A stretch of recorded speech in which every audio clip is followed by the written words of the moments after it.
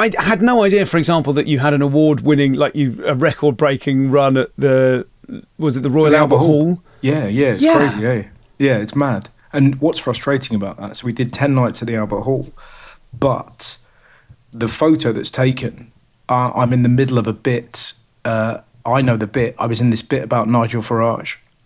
So the photo, I look like this awful gargoyle.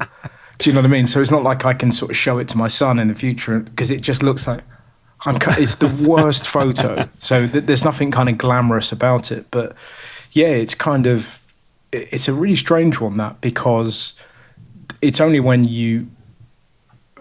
so I'm in the Guinness Book of Records, which is mental, because we did 10 nights and the gigs were great, but my memory of it is patting Steve Hall on the back before he went on stage, and he vomited because he was so nervous. So as his name was being announced on stage, he threw up on the floor and sort of wiped his mouth and then went out there. So that was the first night. So that became the memory. So the memory is just kind of, it's the same as like first time I did Wembley Arena. I went out for Chinese with Kitson afterwards, and he over-ordered. So my memory of Wembley is, remember we had that massive Chinese restaurant, Chinese meal. So it's funny, isn't it? You don't allow yourself to kind of luxuriate in the success. You're just kind of moving on to the next thing. Yeah. Like, that's always been the way my brain is. It's not like I'm kind of, I did the Albert Hall, just kind of, I think that's the thing with stand-up. It always feels like, but what's the next bit? What's your next idea? What's your next... Do you know what I mean? It isn't, you can't rest on your laurels, because you would then watch somebody at a gig and go, oh, fucking hell, they're great. Yeah. I wonder, why am I not that? Do you know what I mean? It's kind of... Yeah. It's always the way, I think. And when it comes to these enormous rooms and enormous tours and 300,000 tickets plus sold on the leg of the tour so far, and you're about to sort of do another one, like, I think for me it's like a really clear illustration of one of the weirdest things about comedy, which is that there's all of this stuff and then it's a person talking.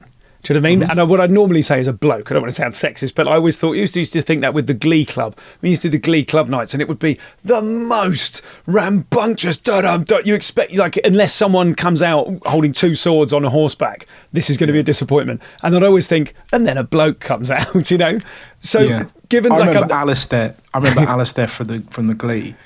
To people listening, so the Glee used to have this kind of, in 10 minutes, the show, bam, bam, bam. Yeah, of course. And then I remember seeing a comic who shall remain nameless kind of burst on stage and really try and match the energy of the intro to the crowd. And Alistair at the Glee was looking in the mirror and went, bit OTT for a Thursday. And it was this moment where you go, shit. He does that about all of us. Do you know what I mean? It was great, but you're right. It's very funny, isn't it? That there's this big build up, and yet fundamentally it does come down to, just somebody talking. But then that's the majesty of stand up, because it's kind of,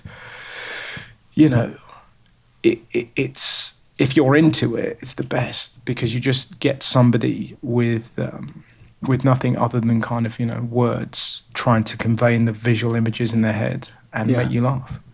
Do you ever, because I'm really aware of it. I'm really aware of the poster. If you think of Soho, or an act that might be aiming for Soho, and they've gone for the coolest fucking poster they can conceive of, and cool in a kind of way that's like, it's so kind of like, from my perspective as someone in my 40s, it's cool in a way that I don't even really understand. I'm like, I guess, is that what the young people think's cool now? I'd buy it, which is exactly what I'm supposed to think.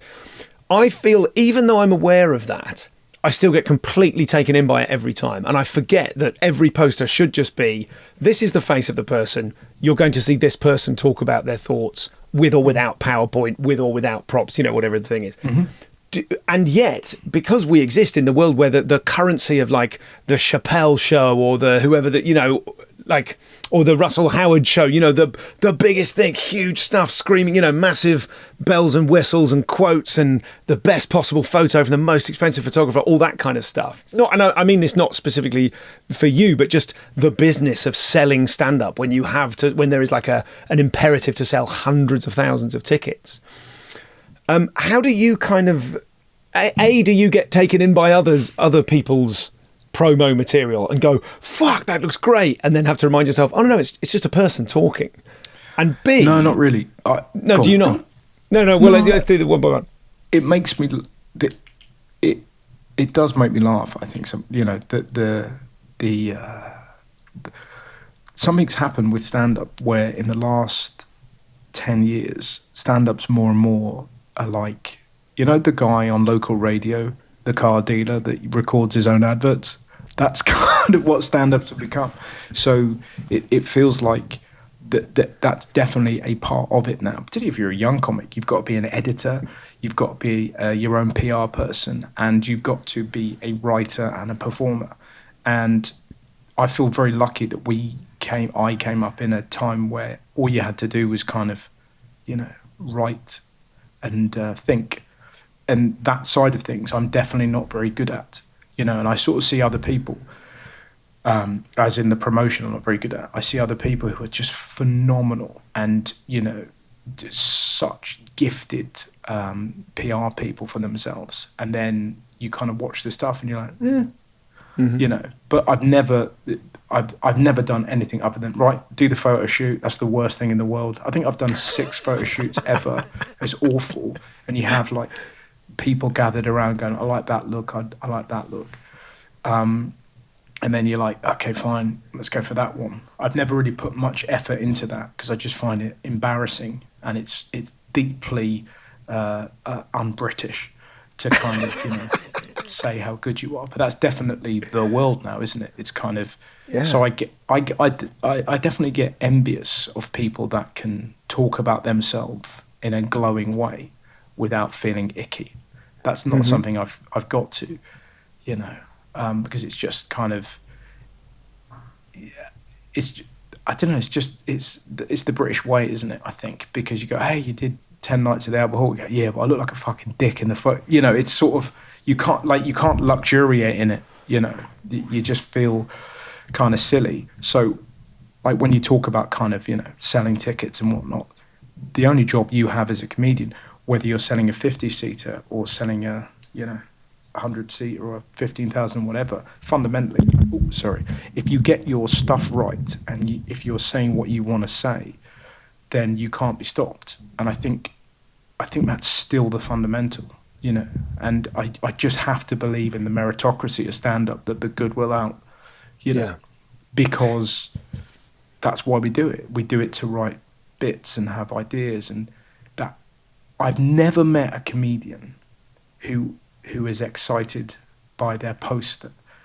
But I've met 1,000 comedians that get that glow when they go, there's a fucking bit in that. And I love that. That makes the hairs on the back of my neck stand up. When I see, like, I bet you Connolly's like that. I bet you know, Michelle Wolf's like that. I bet you're like that. But it's that thing where you just go, fuck, there's something in that. And that's what I love. And I think that's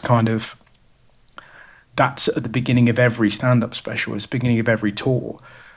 And it's where you want other comics to come and watch you, because you're like, come and watch me, I've got this fucking really funny thing. And I think that's when you know you're in a nice groove.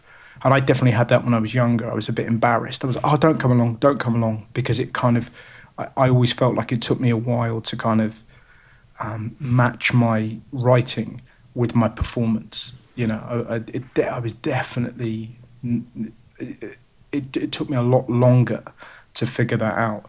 And then the further you go on, you go, oh, actually, I've got much better at that. Mm-hmm. So that's always the preoccupation. It's kind of like trying to kind of sort of perfect it. And also we're all in a state of becoming. I sort of listen to the Tim Ferriss Seinfeld episode sometimes when I need a bit of inspiration. I love Seinfeld so much. I kind of like, I love how, with all his success, there isn't anyone bigger, and yet if there's anyone more obsessed with getting bits right, it's him. And there's something, even if you don't necessarily find Seinfeld hilarious, his process is the best. It's absolutely the best. It's like, what are your ideas? He sits down with a coffee, does 2 hours every day, and just tries to kind of chip away at it. And that's what being a comic is. It's like, some people have Sudoku and Wordle. We've got our own Wordles. And all we've got to do is kind of figure them out.